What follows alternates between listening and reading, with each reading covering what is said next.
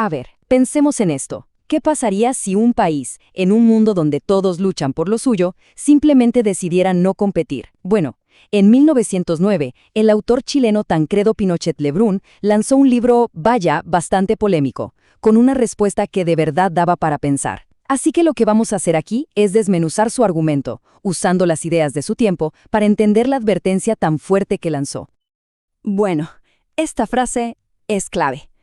Literalmente, todo el libro se apoya en esta idea tan potente. Y ojo, para el autor, esto no era una simple opinión, ¿eh? No, para él era la ley fundamental de la vida, la regla que define el destino de todo ser vivo y, lo que es crucial para su argumento, de toda nación. Ok, pero antes de hablar de Chile, el autor hace algo muy interesante. Primero nos pinta el panorama completo, ¿no? Nos dice, a ver, este es el tablero de juego mundial. Su punto es que, para poder entender lo que pasa con un país, primero hay que entender las reglas reales del juego, las que, según él, de verdad mandan en el mundo. Y aquí está el concepto clave de todo esto, el individualismo nacional. Básicamente él dice que, sí, claro, todos hablan de paz, de fraternidad mundial y todo muy bonito, pero la realidad cruda y dura es otra. Es una lucha, casi como la ley de la selva. Él veía a las naciones como si fueran animales en la naturaleza, todas en una pelea constante por sobrevivir, por ser más fuertes, por dominar. Y por si quedaba alguna duda de su punto de vista, él lo resume todo, o sea, toda la diplomacia mundial, en una frase que es, brutal. Quítate que necesito tu lugar. Desde su óptica, hablar de moral, de justicia entre países, eso es secundario. Lo que de verdad importa es ese instinto básico de cada nación por crecer, por asegurar lo suyo y punto. Ok, muy bonita la teoría, pero ¿cómo se ve esto en la vida real? Bueno, aquí es donde el autor deja de teorizar y empieza a poner ejemplos sobre la mesa. Se pone a analizar a las grandes potencias de la época, para demostrar que eso del egoísmo nacional no era algo raro, no, era la norma, era como todos jugaban. Y su primer gran caso de estudio es Estados Unidos. Él lo describe como un país maestro, un verdadero experto en el arte de disfrazar sus propios intereses con palabras muy, muy nobles, ¿no? Con grandes ideales. Y el ejemplo perfecto, según él, es la famosa doctrina Monroe. A ver, empezó por allá en 1823, y la idea sonaba bien, ¿no? Como un escudo para proteger a las nuevas repúblicas de las Américas. Pero la cosa fue cambiando. Para 1870 ya la cosa se había puesto más estricta. Prohibía hasta que un territorio se pasara a otras manos, incluso si era voluntariamente. Y ya para comienzos del siglo XX, se usó sin más para justificar intervenciones directas, como lo que pasó con la creación de Panamá para el canal.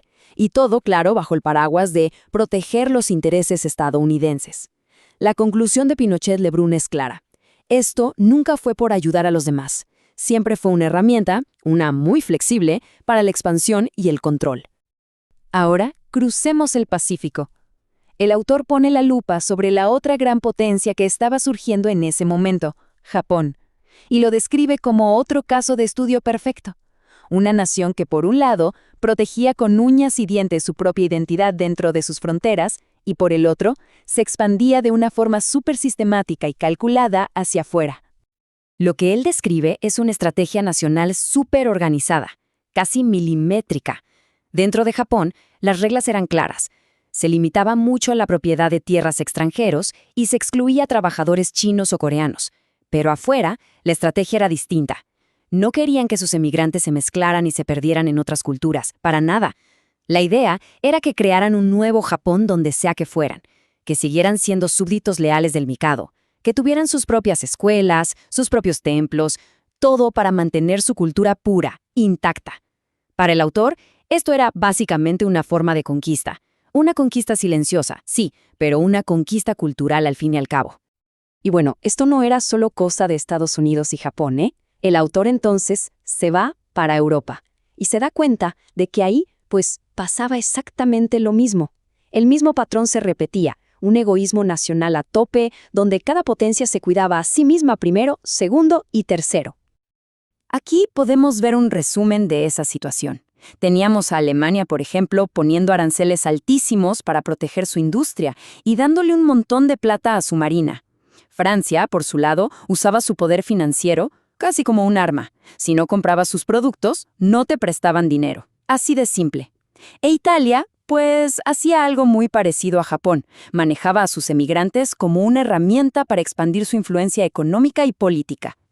El punto de fondo es este. Todos, absolutamente todos, jugaban a ganar. Y para eso usaban lo que tuvieran a la mano, sin pedir permiso.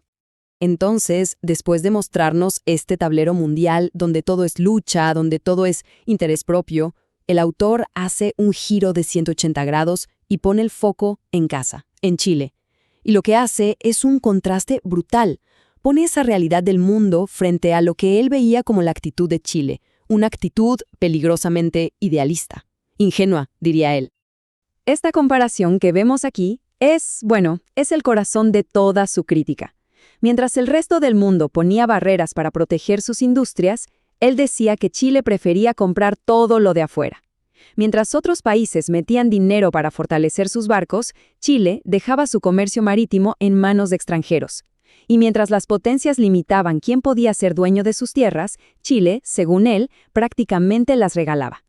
La sensación que él transmite es que Chile estaba jugando un partido completamente diferente, con unas reglas que al final del día solo podían llevar a la derrota.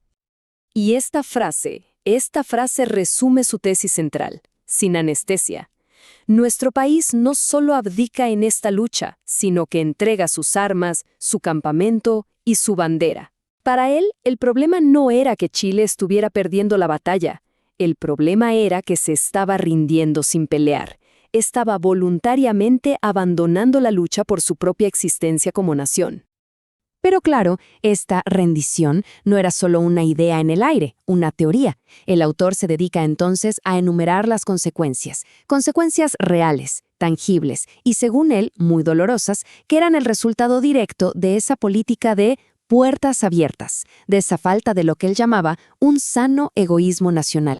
Lo primero que señala, el territorio perdido.